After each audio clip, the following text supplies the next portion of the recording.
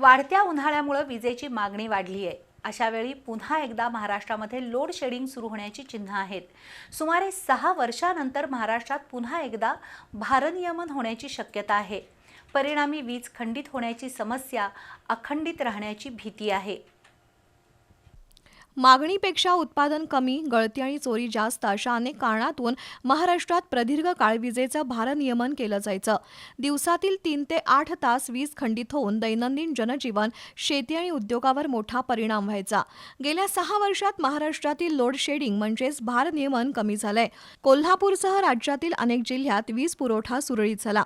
आता पुन्हा एकदा महाराष्ट्रात भारनियमन होण्याची चिन्ह आहेत। महावितरणच्या दैनंदिन अहवालानुसार शनिवारी रात्री 8 वाजता 1000 मेगावॅट क्षमतेचं भारनियमन करावं लागलंय। संपूर्ण राज्यात प्रचंड तापमान वाढल्यानं विजेची मागणी वाढली आहे। संध्याकाळच्या वेळी तर विजेचा वापर सर्वाधिक असतो।